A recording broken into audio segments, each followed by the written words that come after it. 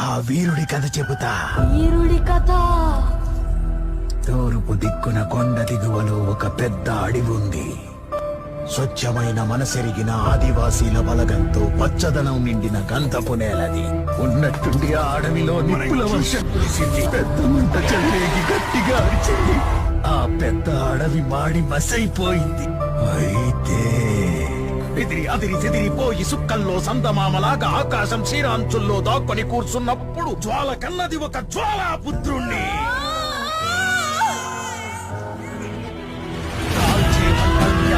వర్షంలా మృత్యువు ఇంట్లోకి